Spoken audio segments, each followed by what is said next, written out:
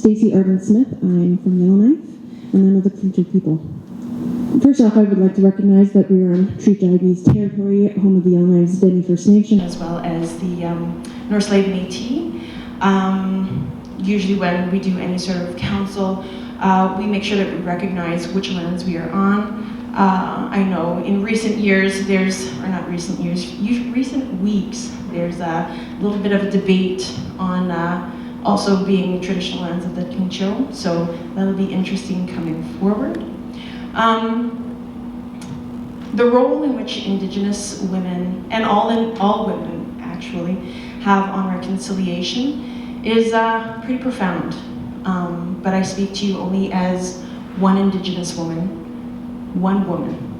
I can only tell you from my point of view what it is that I'm doing to better educate, better inform, and be a representative. When I decided to become a municipal politician, I wanted to make sure that I was the best representation that I could possibly be for the people. Not for anyone in particular, but for the people. Because my human capital is beyond just what I look like. Yes, I'm a woman. Yes, I am an Indigenous woman. But I'm a single mother. I'm a business owner. I'm actually going to school as well, full time. I'm a politician. I'm all these things. And so I have a lot to give in terms of trying to figure out where we want to go in the future. So I have a lot that I bring to the table. My interest in people is not what your creed is. I want to know if you have a good heart. I want to know if you have courage. I want to know if you have a sense of self.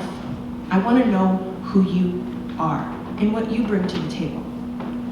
So when discussing my role in terms of reconciliation, I'm only one part to a greater mechanism that's going on.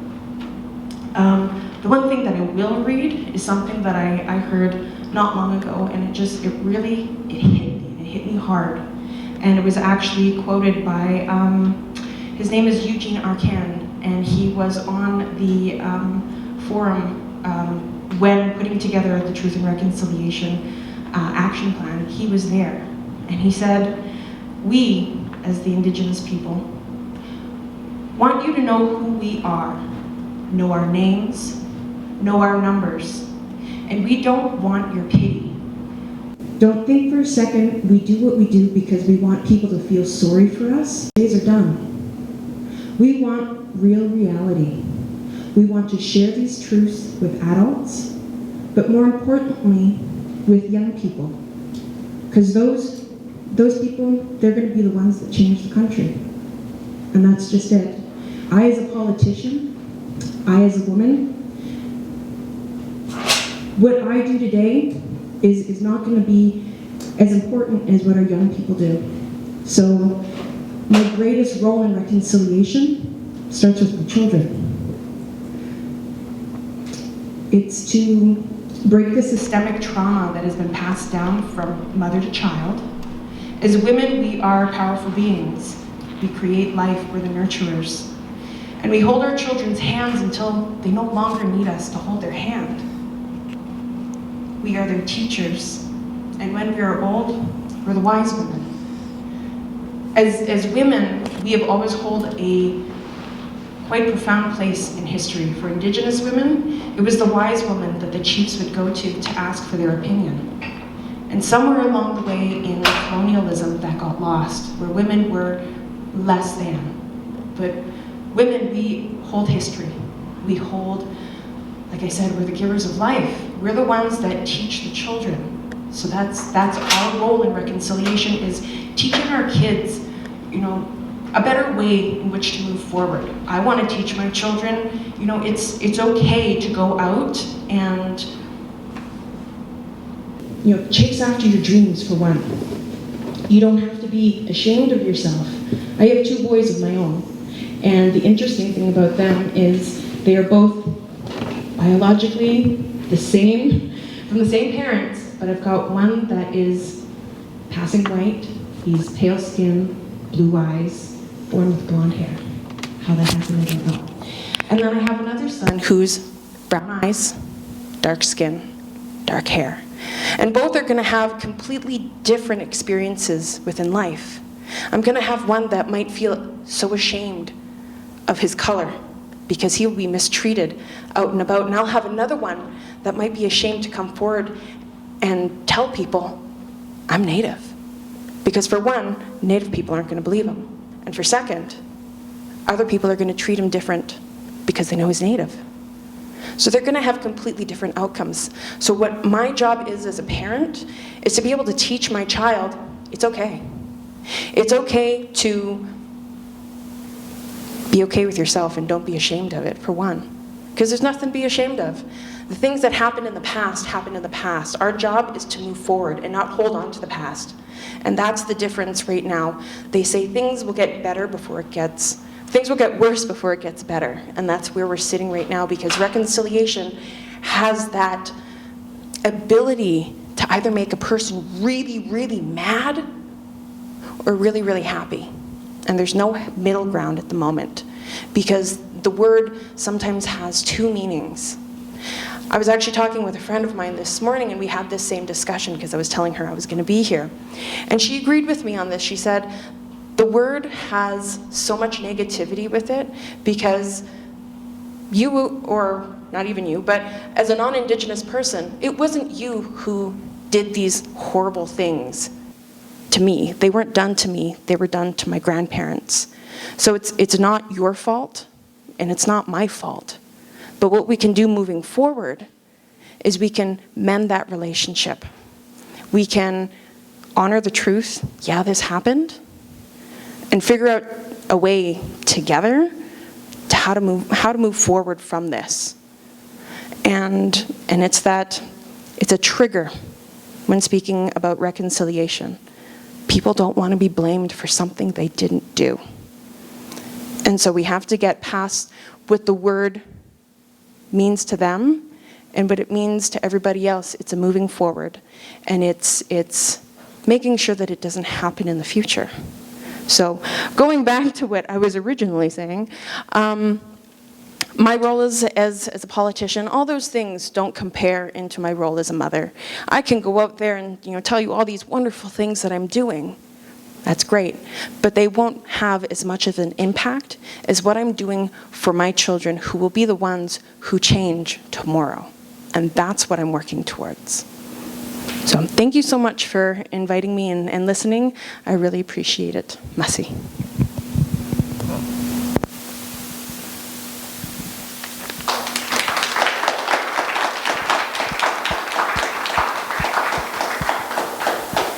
Sorry, couldn't let that go without some applause. Hi everyone, I'm Kyla Kakfwi-Scott. I also knew Sarah Robinson, and I'll just preface that by saying I wouldn't say that Sarah was a close friend. I would say that Sarah was one of those people with the gift of making everyone that she met feel like they were a close friend. So I didn't know her for a long time or well.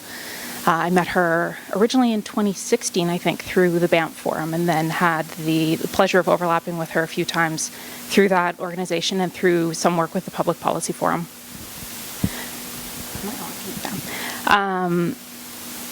You've already heard once an appeal to watch her Walrus talk, and I'll echo that because I watched it this morning to try to sort of organize myself around what do I want to say. The other thing I will say about Sarah and the energy she brought to the universe, which was hard to describe, really, is that she was one of those people that just made you want to clear your calendar to do whatever it was that she had top of mind, which is why I'm here. I did that. I cleared my calendar when I had the opportunity to come and speak, in part to honor her legacy. And so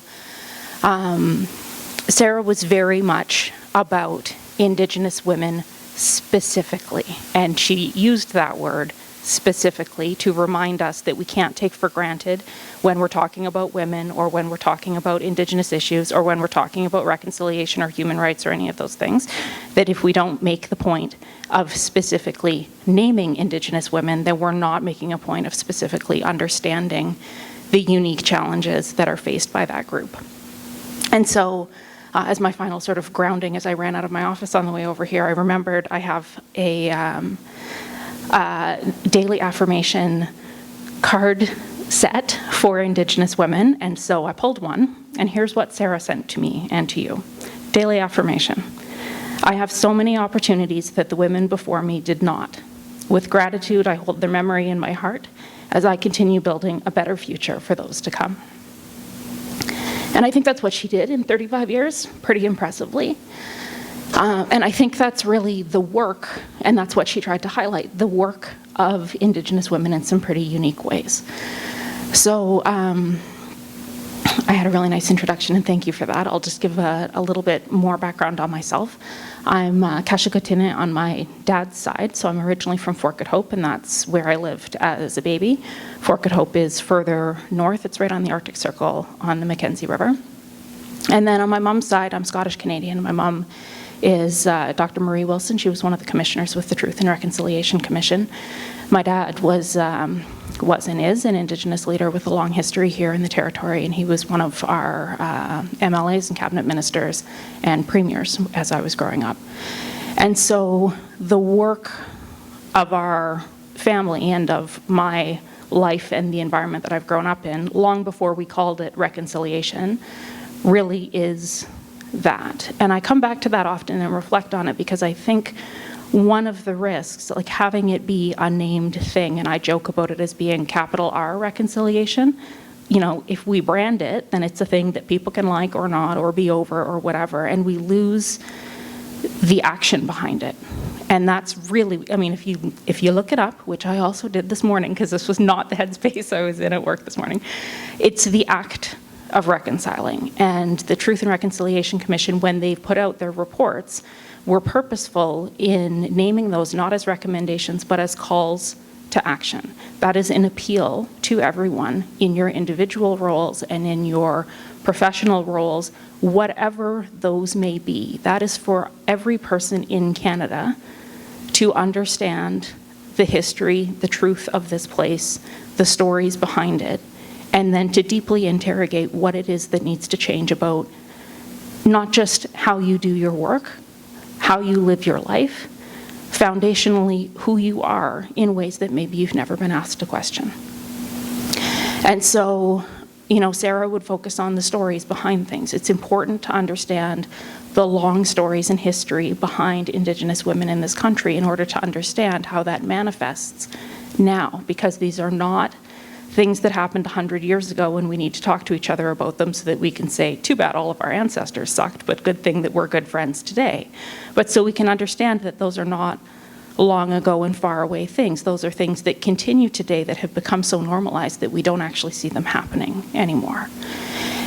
And I think where the particular burden falls to Indigenous women, as is always true for I won't say, well, I guess marginalized is true, but for groups that have been systemically and purposefully removed from having access to power, is that those are the people who don't have the luxury and privilege of exempting themselves from the work.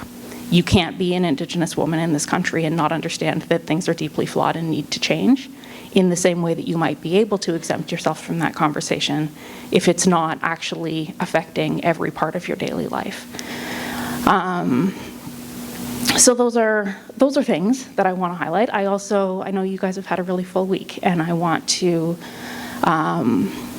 make a point of saying also, because one of the questions is about that we were asked to reflect on is how specifically Indigenous women have had a leading role in reconciliation here in the Northwest Territories, and I think they have.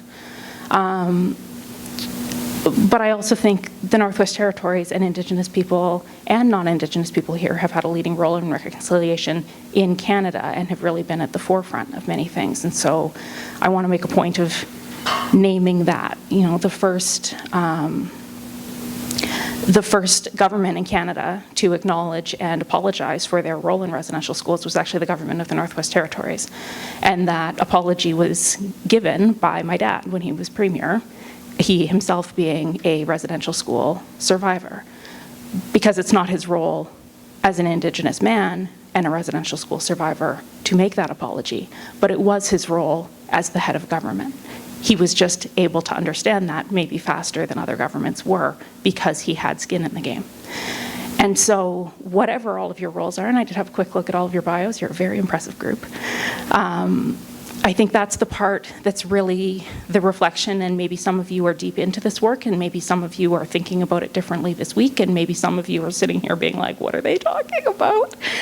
But that work of understanding at a personal level what your individual responsibility to truth and reconciliation is, and then understanding how that applies to the work that you do, whether it's paid or not, what your passion projects are, what the things that actually cover your mortgage or whatever it is. That's the deep and meaningful work that we're all called to do, because I think in the first little bits after all the calls to action came out, and when there was so much fanfare and goodwill behind the Truth and Reconciliation Commission and people wanting to do things, every Indigenous person that I know who was known enough for people to start calling them started to get calls about, well, what if we had an advisory circle? Well, what if we did this? Well, what could we do with our board? What could we do at work? And my answer to them always in my guidance is not the word, but whatever to you is like, you can't go to work and put your reconciliation hat on and do stuff until 5 o'clock and then clock out and go back to the rest of your life as though the world isn't fundamentally changing, or the world will never fundamentally change. And so those are my rambly intro thoughts on that. Yeah.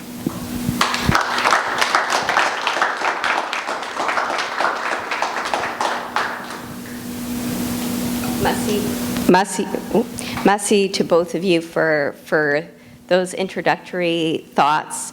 I'm wondering if you can speak a little bit, both in turn, whoever would like to start, on what some of the things that have concretely happened for the City of Yellowknife, for the government of the Northwest Territories, that whether it's the approach or concrete actions that you think the rest of Canada might learn from, given the trailblazing place that your city and territory have had so far in reconciliation, understanding that it's not, here's the recipe, go ahead and bake the cake and you'll be fine.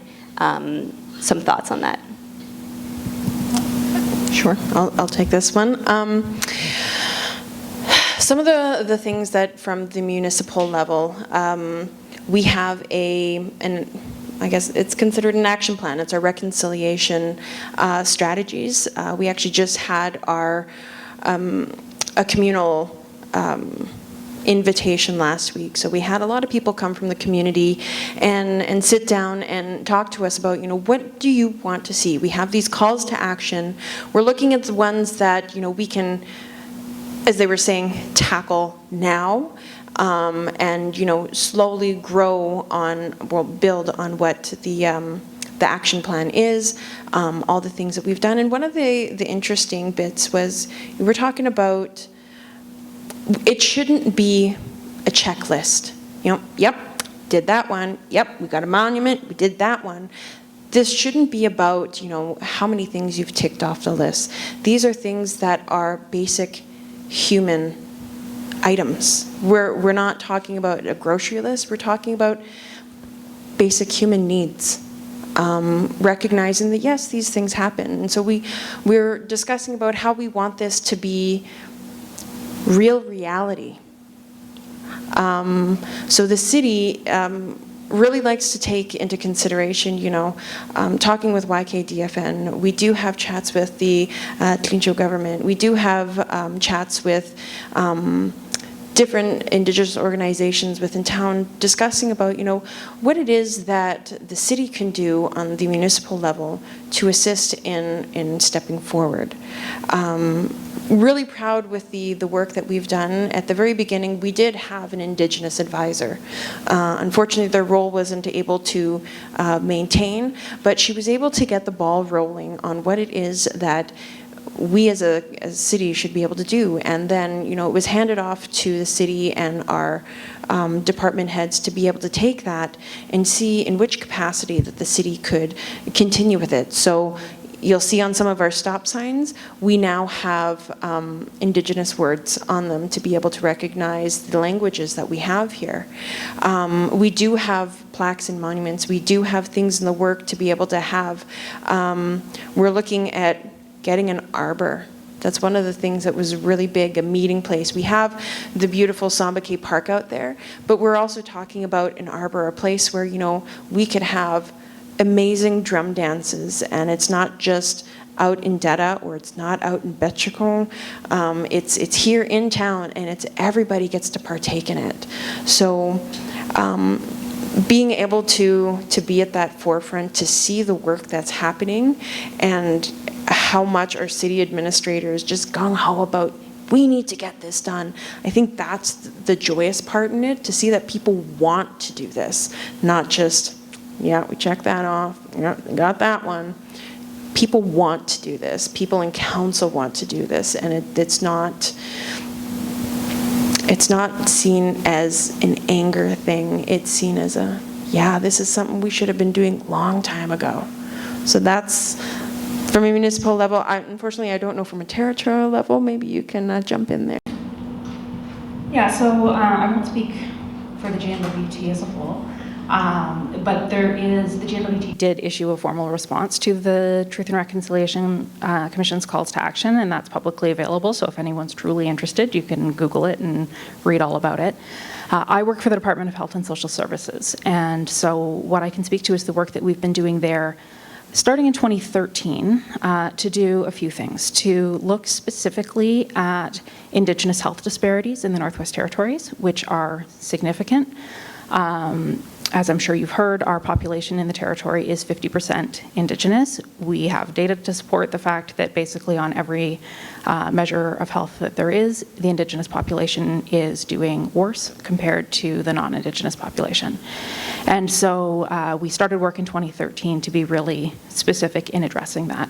Part of that work has also meant bringing a community development focus to the department, and so we have partnerships with the federal government and with Indigenous governments and communities across the territory to be able to provide regular and way more flexible than usual funding for those communities to identify their own health and wellness priorities and get money to do it themselves. And we just try to stay out of their way and offer any help that they would like. How that work has evolved has been to really bring a very explicit focus on cultural safety and anti-Indigenous racism in healthcare. And that, of course, is now a much broader national conversation over the last couple of years following the death of Joyce Echaquan. But it's work that we've been doing here for a long time. And as a bit of, this is really like inside baseball, but in most of the country, there is confusion, I would say, between how healthcare is administered for Indigenous people depending on where they live. So provinces are responsible for providing healthcare unless you're living on reserve, and then the federal government is involved in that, and people can sort of get stuck in between. In the Northwest Territories, we devolved healthcare from the federal government in 1988, and so the territorial government provides that for every resident of the Northwest Territories, whether they are Indigenous or not. And so what that means for us with this work that we're leading is there are pockets in other parts of the country where similar efforts are taking place, but it's generally in its own silo. We have the First Nations Health Authority in BC, so specifically for the Indigenous population.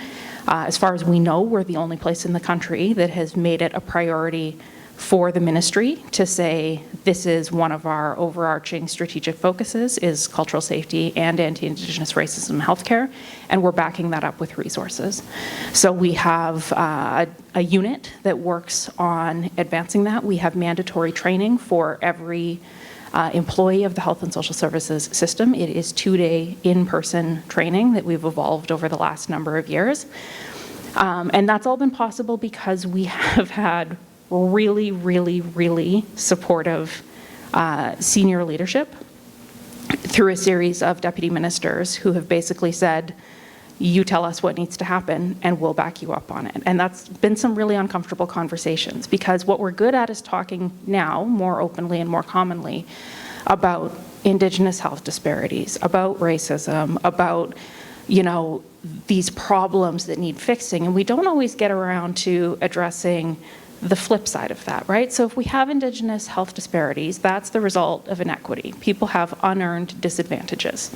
We don't often name the fact that that means that there are unearned advantages on the other side of that that also need to be addressed if we're actually going to get at sort of equalizing things. And so as we started off, you know, everyone loves the idea of coming to cultural safety training. That sounds fun. That sounds like it's going to be a good time and you're going to learn a bit about culture and you're going to spend some time with elders. And all of those things are true. But then people show up and we have to talk about, well, what is cultural safety? What do we actually mean? We're not going to train you how to do cultural safety because cultural safety is an outcome where Indigenous people will tell us, based on their experiences, that they felt their experience was free of racism and discrimination and that they were respected. So the power is in their hands to say whether or not that happened. And if we're unpacking racism and we're unpacking discrimination, then we get to a point in that conversation where we have to talk about colonization and white supremacy. And let me tell you, that's a really uncomfortable conversation to have at 9:30 in the morning when people thought that they were coming to maybe make a dream catcher or hug an elder or hear a story or any of those things. But we can't get at any of the truly hard work if we can't even start with the hard conversation and naming the things that make us feel really uncomfortable. And they do, and that's not, it makes some of us uncomfortable. We have to lead the sessions and it's really uncomfortable for us.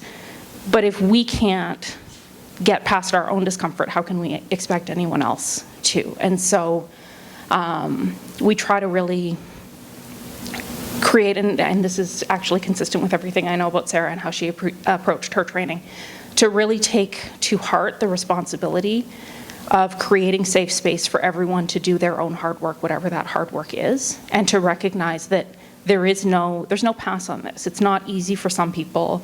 It's not every Indigenous person is already there and we're just getting everyone else to catch up. Like, that's the reality, is all of us live in this society that is dealing with all of the same forces that have been shaped around us to such an extent that we don't even know that we're sitting in them.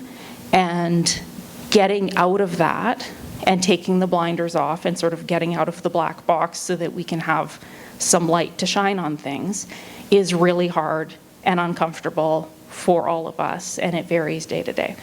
But we've had the backing to be able to do that, to have those hard conversations, to pull people away. I mean, in this healthcare environment, which we're in the same struggles as anyone else in the country, we're continuing to offer that training and to make it so that people come in for 2 days every month. That's a long game to get to all of them. It's going to take us about 10 years to get to everyone in the system, but that's a commitment that we have made long term. The other thing, just as a short appeal, is that the GNWT has also made mandatory training for every employee of the public service.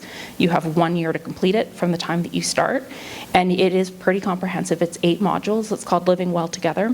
It's available online, so you can do it on your own, but it's pretty interactive.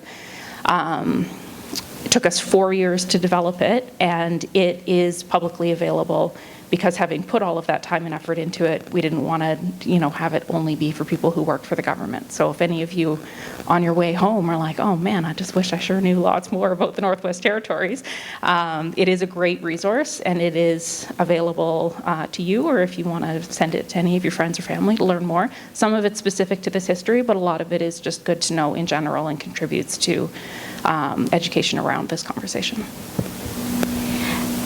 I'm struck by the fact that you are both here. It is the theme of today's talk, but also we've seen it several times.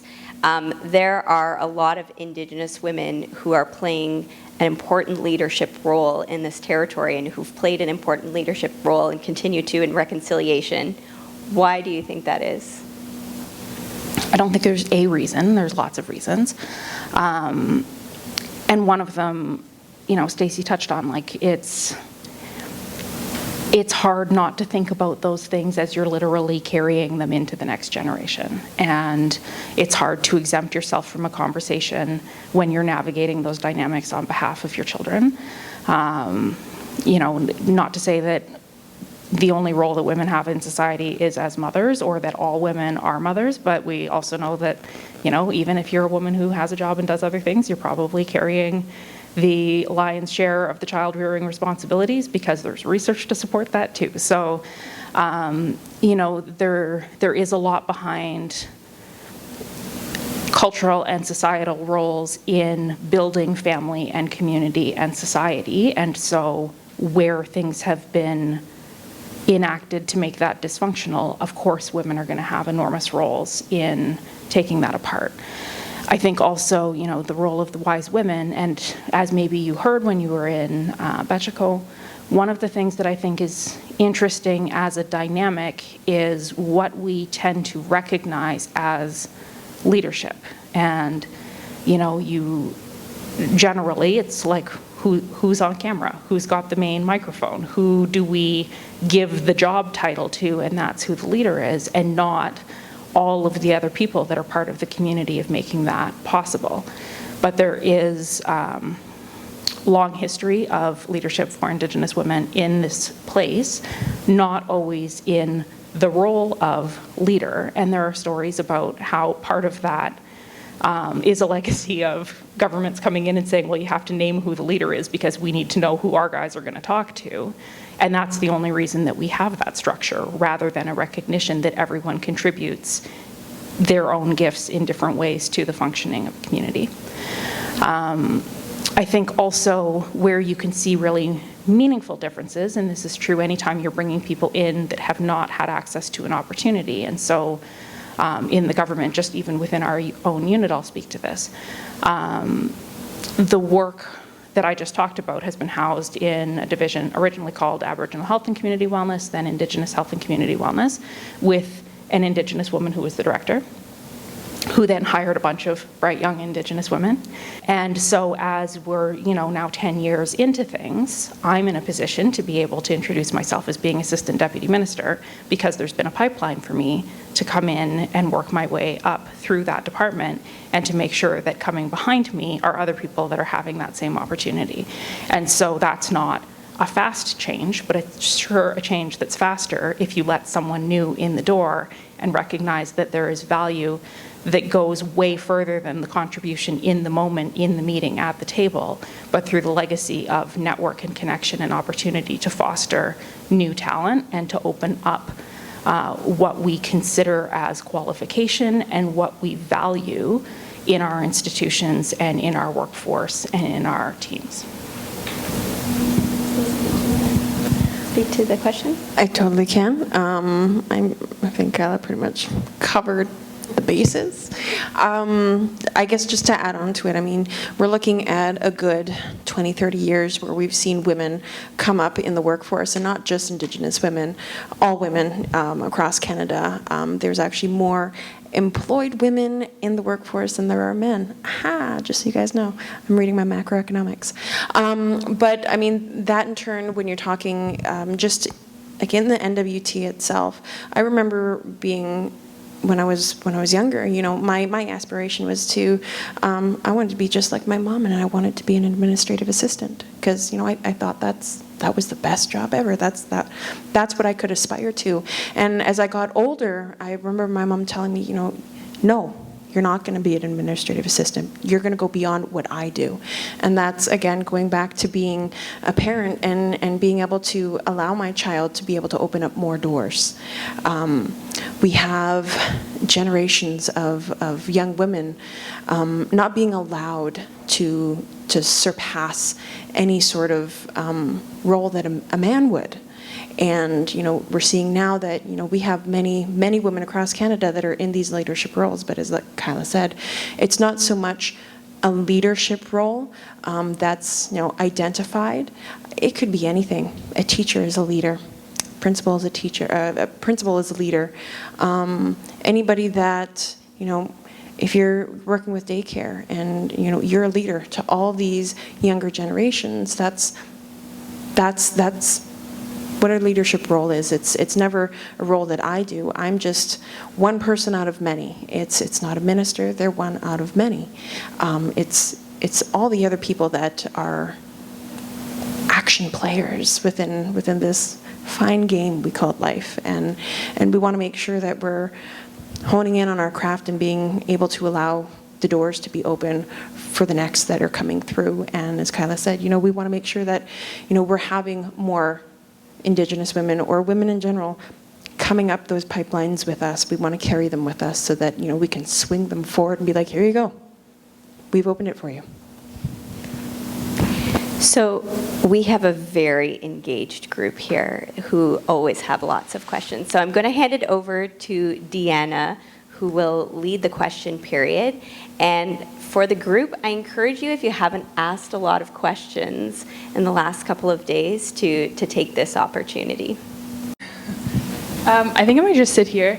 I wanted to quickly share, I had the very, very brief privilege of having my path also cross with Sarah Robinson a number of years ago. And in the time, it was very clear that she was somebody that she had an impact on those around her. You could feel that presence and that light. And I remember thinking, not that there was the biggest age gap between us at that time, but I remember just sitting and watching her speak and feeling like, wow, like she has so much power. And where did she find her voice to tackle these difficult issues and ask the hard questions, but do so with grace and with kindness and with empathy for people who have different life experiences that are our own. But maybe similar life experiences because we're human and we all struggle and we all, have relationship things and personal things and professional things. And she had this way of humanizing this experience of what it meant to be a leader without overtly talking about leadership, without overtly, saying this is what you need to do. She embodied that willingness to just teach others.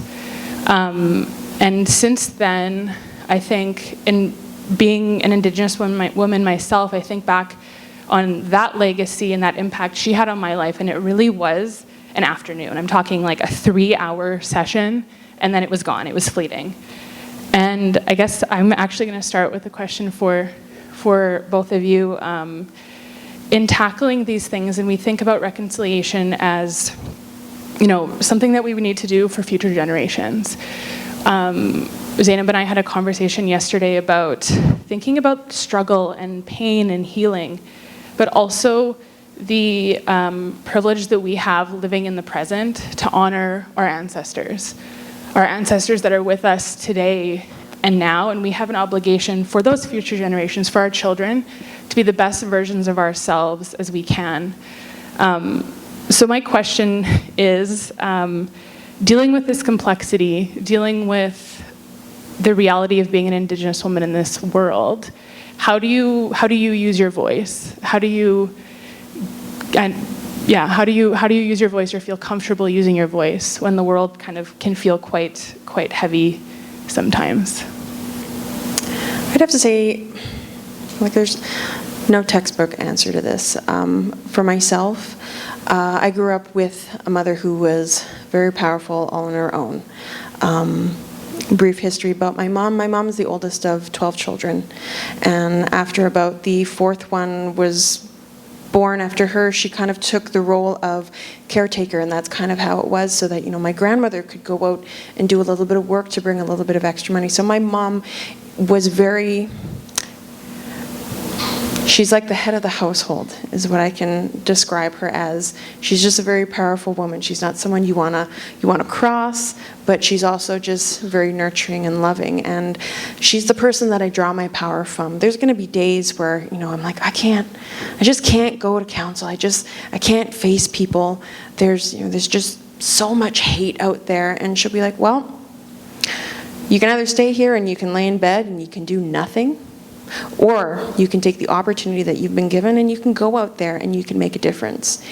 Even though for yourself, you're scared, you're unsure, you're whatever it is, you go out there. And it's that whole concept of fake it till you make it, but really you're not standing there alone. You never are. You're standing there with all your ancestors that are with you. And it's not even that, it's who I am today is a combination of all those people that came before me, my mother, my grandmother, my great-grandmother. I'm a combination of all those things, and those people are the ones that push me forward and propel me to do the best that I can. And that's where I get the strength to be able to say, you know what, I'm in a situation that they weren't in. I'm in a place where I have the ability to talk. I'm allowed to speak without somebody telling me, you're wrong, sit down.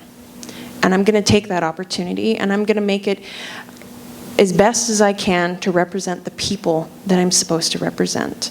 And that's kind of how I deal with it.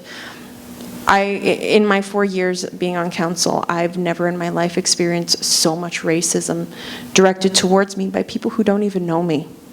And that's the harsh reality of it, is that, you know, you're going to experience this no matter what.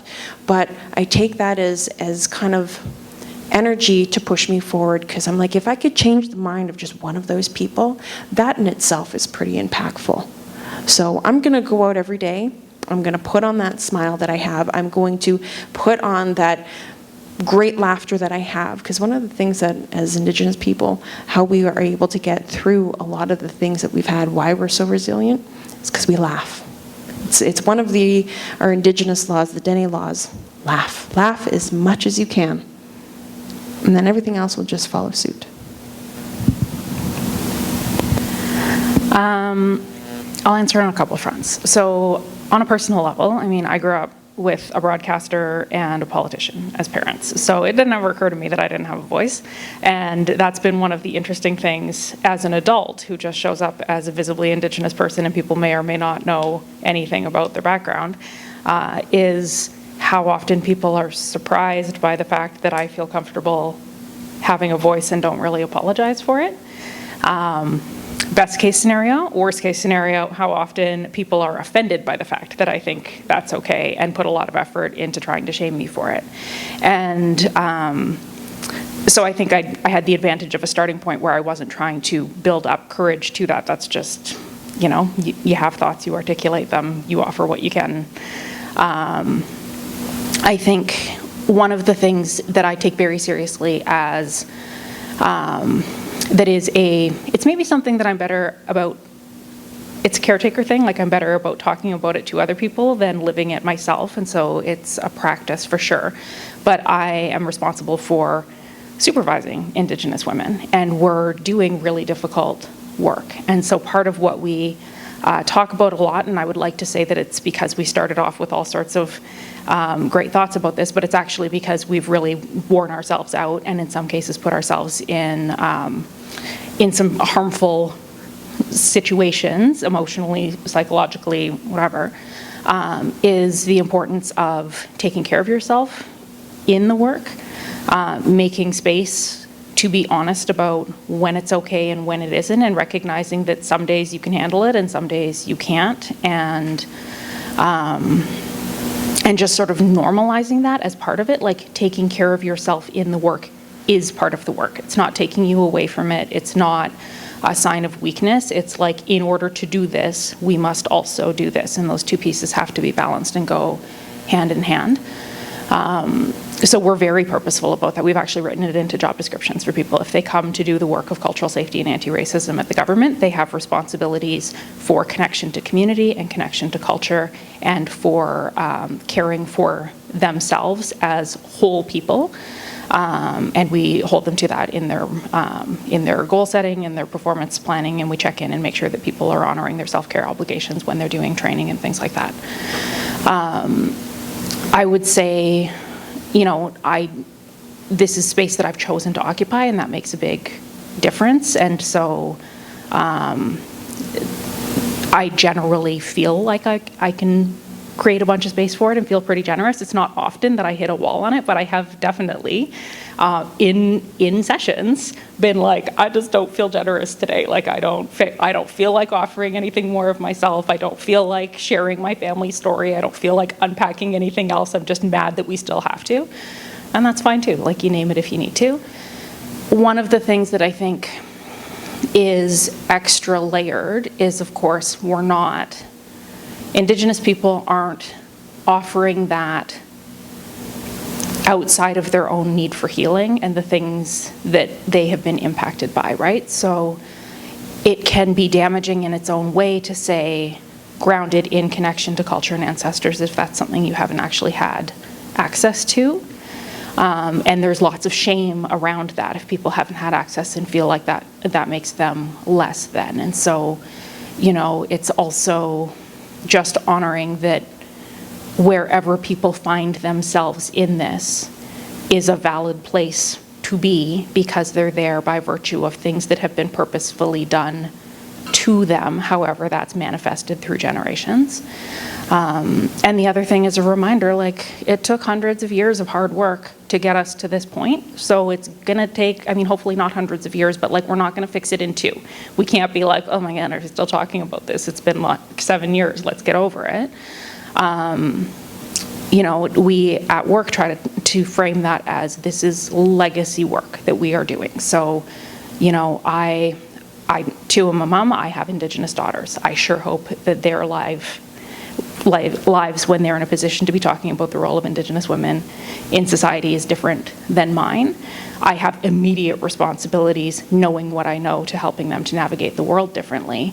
But some of the changes that I'm trying to create a structure for right now will be theirs to execute and their daughters to hopefully reap the benefits of. And that's important framing for me, to understand that as being my role as not just this generation, but also the ancestor to future generations, and how we just do what we can without exhausting ourselves to such an extent that we can't do anything.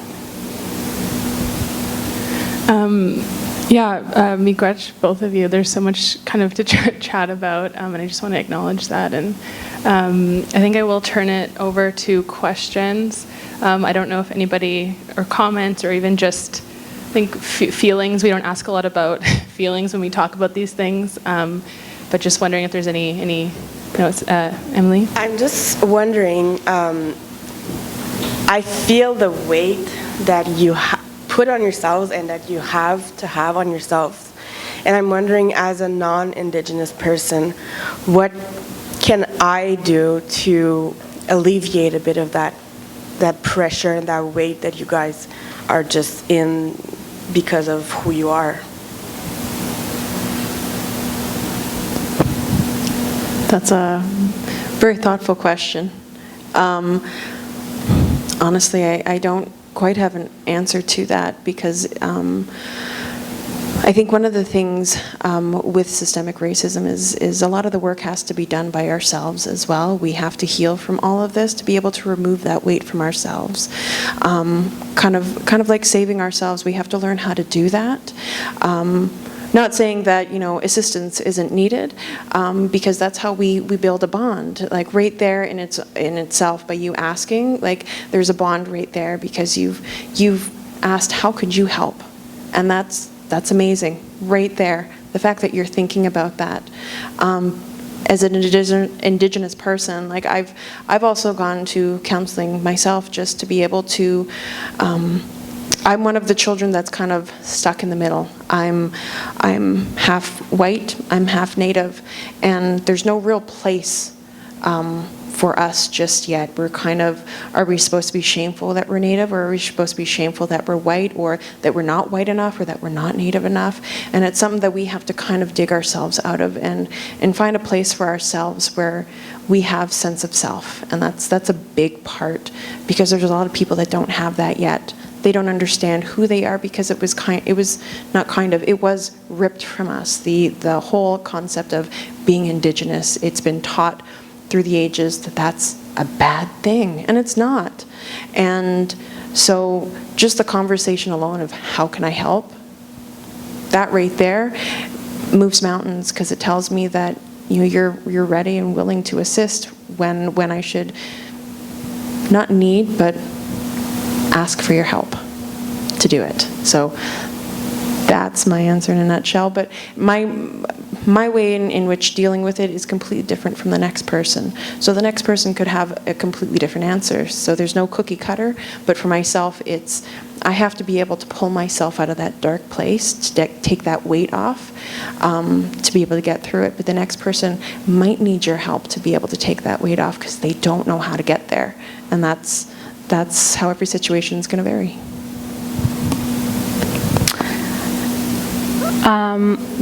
Sorry, I'll just add on to that. So I would say the number one thing everyone can do, if your question is, what can I do to help? Flip that to say, what is my role in this? And start that with like, who am I and what is my backstory, right? Like that's what we're all doing, is understanding our own stories and where we came from. So for any of you, where do you live? What do you know about the place? When did you come to it? When did other people come to it? Whose territory is it? If that's something you haven't learned yet, you know, Stacie started us off with a land acknowledgement. If you don't know how to do that in your home, then find that. If there are questions and you're like, I don't know this piece of history, or if you're recognizing you know a piece of history and somehow there was nothing about Indigenous anything in it, then you know a portion of a piece of history and not the rest of it. I mean, ask the Oracle and type it into Google if there are some opening questions. We are coming up on the National Day for Truth and Reconciliation on September 30th. There's the National Center for Truth and Reconciliation, which has online resources. There are public access university level courses. I know U of A has one. I know there are great resources through UBC and UVic. So some of those things, like it, you know, it can just be some reading and then have that be this part, and as you would for researching anything else, just keep going. Like, what do you learn from this, and what does that teach you about what you still don't know, and then where does that take you next? But that's that's a basic thing that can be, like, because not every Indigenous person you come across is going to have that history either, and so it shouldn't necessarily be the responsibility of education. And then some of it too is like it's old now, but I'm not aware of a new survey, but there was a survey done years ago in partnership with the Gordon Foundation that looked at attitudes and knowledge of Indigenous people in Canada. And in Southern Canada, something like 75% of people have never met an Indigenous person in real life. And if you've seen them on the news, then Duncan McHugh, who works at CBC, has known for talking about you only get Indigenous people on national media for the 3 Ds. They are drumming or dancing or dead. Those are the three. So like vibrant people with whole entire lives do more than those three things. What do we know of those stories? What actual connections do we have? And if the answer is none, then what might make sense there, and how would you feel comfortable engaging in it? Because we also don't want everyone to just drive to the nearest community and be like, I'm here to make a friend, right? Some of them will tell you, Yellowknife Study will tell you, like, come over and make a friend, sure. You know, that's generosity that they've extended. But I would say it really is, the first piece is the self-reflection piece, and then your next step answers can come from there. Thank you both for being here today. This question may feel personal in some respects, but I really, when you two were speaking about being mothers, especially you, Stacie, I'm also a mother, so I relate to both of you, from one mother to two other mothers. I have a little girl, and one thing I've really struggled with is how do you two go about talking to children about these issues?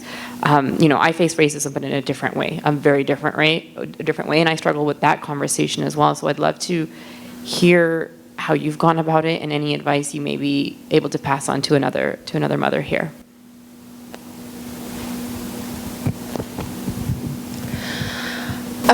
The conversation has always kind of lingered within my household. I've got 2 boys, one's 13 and the other's 10, so they're a little bit older. But I mean, they discuss racism in school. But like I said, I have 2 boys that are completely different. You'd never know that they were brothers if you looked at them. And so the conversation comes up because I have one child that does get treated differently in comparison to the other. And so we have that discussional piece, and you know, telling him, you know, there's nothing wrong with you. The color of your skin. I was like, do you bleed like I do? Does your brother bleed like you do? I hope you're not bleeding. But it's, I'm like, we're the same. The the way we look is just the wrapping on the package, but really what's underneath, we're the same. We have good hearts, we have good intentions. And, you know, you're gonna face people that only look at the aesthetics. But I'm like, I discuss with them in deeper terms, and I'm sure at some point they're just looking at me like, Mom, can you shut up now? But I like to have deep conversations like my mother did on, you know, what kind of person do you want to be when you grow up? How do you see yourself when you grow up? Do you want to have a good job? Do you want to have a family? Do you want to have a good heart? Do you want to have courage? Like, really having the discussion of who do you want to be? And like, I come from a family that, you know, it's, again, on a personal level, my kids are also dealing with, you know, issues that have happened within our family that aren't the greatest situation. I got them out of it. So having those discussions on like, we have, I can't even put it into words, like, we have really great conversations as to who do you want to be, because not only do I have to help them fix the traumas they've had to deal with within the home, but I have to help them with the traumas that they're going to deal with out in the world, and really bringing it back to having a really stable and good home. I found that for myself, that, you know, home is my safe place. And as long as my children have a safe place, and home isn't even a place. To me, home is my mom. As much as I love my dad, home is my mom. Because I know with her, wherever I am with her, I'm safe. I know that she always has some words of wisdom. I know she's got something to give me at all points, and it doesn't matter what the situation is, she's got something to give. And that's what I want to build for my boys, is no matter where they are, they have a safe place with mom, with home. And that's kind of how I deal with any sort of racial, anything along those lines, is they know they can come to me, we can have this discussion, and they're safe. And that's a big thing for me. I'm going to give you a shop local pitch. If you guys have not yet had an opportunity to visit the Yellowknife Bookseller, which is our local independent bookstore, it's fantastic, and it has great resources, and you can just walk along this little path and find your way to it pretty quickly. There are tons of age-specific resources. Again, there are some housed with the National Center for Truth and Reconciliation, and so either you can access them digitally or at least get the titles and figure out what you want to order. I think you know, age-appropriate conversations, and again, an appeal that being able to have the question of whether or not it's appropriate to talk to your kids, and whether or not you feel comfortable with it, is not a luxury that an Indigenous family gets to have. You know, and this is one of the intergenerational things that I wonder about, right? At what point in my family might it stop being a benchmark for us to have our children have a birthday and us not attach it to the age at which a terrible thing happened to a member in our family, right? When the kid turns 3, that's how old this uncle was when they were, not even a residential school thing, taken away to Indian Hospital for confinement to live alone as a 3-year-old for the period of their tuberculosis treatment. When does it stop being a threshold at age 9 to know that that's when my dad went to residential school? You know, and there are all of these things that are markers that have been uninvited guests in my head as my children have grown up. And I don't know, because they don't have kids yet, I don't know if they'll have those too. But it's, you know, for them to have the great relationship that they have with my dad, it's important to understand that story. And whether or not, you know, it is 100% true that every Indigenous person in this country, whether or not they realize how they are impacted by it, are impacted by the residential school legacy of this country. It is also true that every non-Indigenous person in this country is impacted by that, probably more invisibly and in ways that they don't recognize at all, but we're all in it. It's just a question of how cleanly we can draw the line and see those connections and how it plays into all of our institutions and our public policies and the way that schools are run and all of those pieces. I think for kids, like kids are so empathetic and they understand things from their own place in the world, right? So you don't have to get into, here are all of the horrific abuses at a residential school for a 4-year-old to understand if someone came and took me away, that would not be okay. And they can understand that, and it's still a scary conversation, but it's a helpful understanding of the world to build in historic context. But again, there are great books and things to help with that, and some of them you can get here if you want.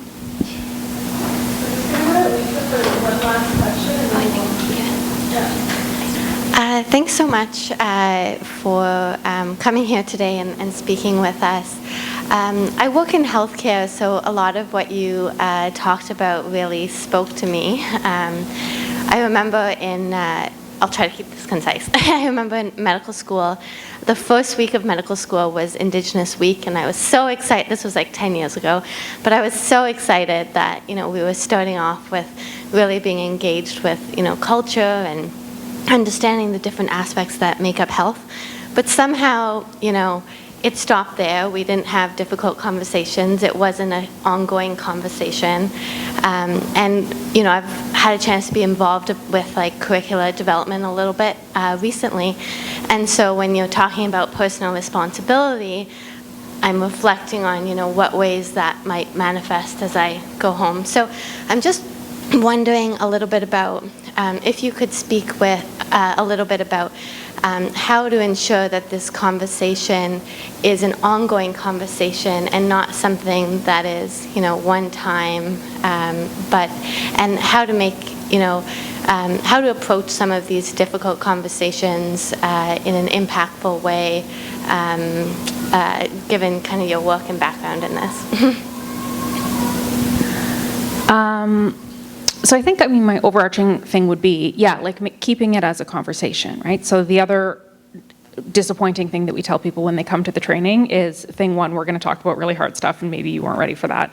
And thing two, you're not getting anything at the end of it. We're not sending you home with your little certificate. You don't get the checkbox on cultural safety, did it, 2 days, finished. You get to come in at whatever point you're on in your journey and hopefully leave further along and know that you have responsibility for where it goes from there.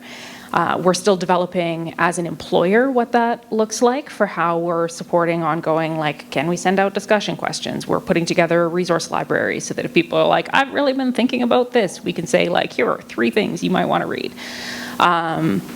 Having opportunities for conversation, there really is so much potential for depth in great conversation, and there's also so much opportunity for things to go wildly off track if we think that we can just dig in without, mental health support in some cases, or facilitation support for hard conversations. And so I think, again, what is the part that as a person, just a human being living in the world, you take on and reflect on and apply to everything that you do, but also what are the networks?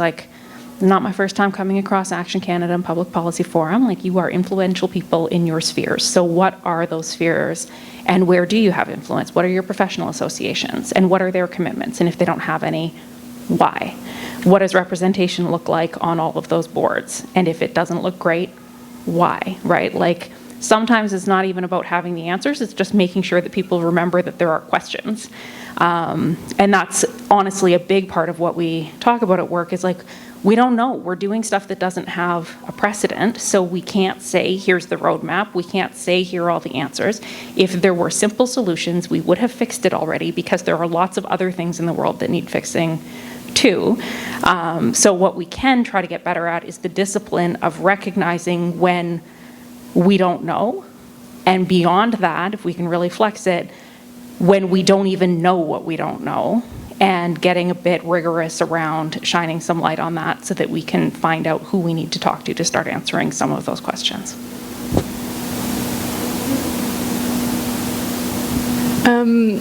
That I think we'll call our session here. I just wanted to, we have a tradition on behalf of Action Canada to, thank our guests, our speakers, the places that we visit for their time. And I think with a session like this, it's really important to recognize that, there's a deep appreciation for that time, but it's not just the time of this session, it's the weight that conversations like this carry on our bodies and our hearts, leaving this space today, leaving, this day sometimes. And I just want to express my appreciation and our appreciation for your presence here and sharing your experiences, because it's something that I feel like every individual in Canada right now is grappling with in their own way, as you said, and there's that obligation for each of us to address that, I think, in our own way. And a theme I think we've been touching on as well is reciprocity. This, we visited community today, and we had these amazing people come and share with us their lives and their, the work that they're doing. But it's that challenge to say, what are we doing with that information? We're not just receiving it, and we talked about a lot of send and receive this week as well, but it's not just it's landing with us. It's how are we going to be better people for future generations, for future Indigenous people that we might not meet, future Indigenous people that people that we know already in our lives. So I just, again, a huge chimigwech. Thank you so much for your time, and thank you everyone as well for just being present. Yeah. And we do have, this is a book that was written by an Action Canada alumni. So again, just as a thank you, this is for either of you.